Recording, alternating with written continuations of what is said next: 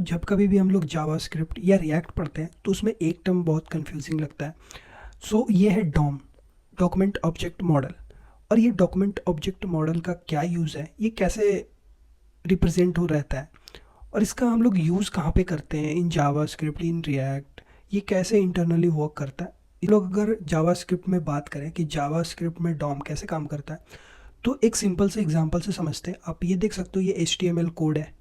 और ये HTML क्या होता है, अगर ये आप सिंपल देखोगे तो इसमें हेड टैग है, बॉडी टैग है, और हेड टैग के अंदर टाइटल टैग है, देन उसके बाद इसमें बॉडी के अंदर H1 टैग है, P टैग है, इस तरीके से एलिमेंट्स है।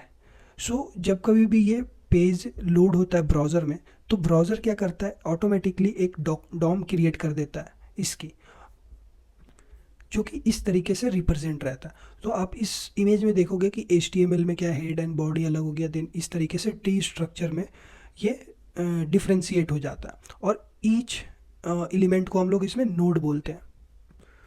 इससे होता क्या है, कोई भी पर्टिकुलर नोड में आपको चेंजेस करने हो, आप उस नोड को एक्सेस करके आप उसमें चेंजेस कर सकते हो। ये फ़ायदा होता है डॉम होने का। तो अगर आपको कोई भी एलिमेंट या टैग या नोड एक्सेस करना हो, तो वहाँ पे हम लोग जावास्क्रिप्ट में क्या करते हैं, ये क्वेरी सिलेक्टर का यूज़ करते हैं। अगर हम लोग लिखते हैं डॉक्यूमेंट डॉट, ये डॉक्यूमेंट क्या रहता है, ये रिप्रेजेंट करता है इंटायर डॉम को। उसमें हम लोग क्या करते हैं, H1 टैग, फॉर एग्जांपल यहाँ पे H1 टैग को हमने एक्सेस किया और उसके बाद उसके कंटेंट को हम लोग चेंज कर दे रहे हैं। इस तरीके से हम लोग उस कंटेंट को इसकी वैल्यू लेके हम लोग यहाँ पे क्या कर रहे हैं, उसके कलर को चेंज कर सकते हैं, या उसको टेक्स्ट को भी हम लोग चेंज कर सकते हैं।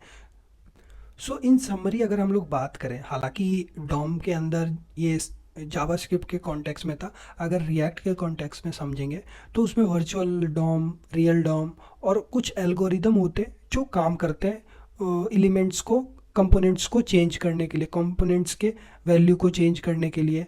उसकी बातें हम लोग अगले वीडियो में करेंगे। इन समरी अगर हम लोग यहाँ पे अभी बात करें तो सिंपल है, डॉम क्या होता है, एक प्रोग्रामिंग इंटरफेस होता है जो कि ट्री स्ट्रक्चर में होता है, और इसका हम लोग यूज़ करते हैं कि कुछ भी वैल्यू, कुछ भी नोड्स में हमें कुछ चेंज करने हो, तो उसमें हम लोग पूरे कंपोनेंट या पूरे ट्री को ना, डॉम ट्री को ना चेंज करके या रेंडर करके, हम लोग सिर्फ उस एलिमेंट में चेंजेस कर सकते हैं, ठीक है, या उस नोड में हम लोग चेंजेस करके उसको रेंडर करा सकते हैं। ये सिंपल ये डॉम और डॉम का काम होता है।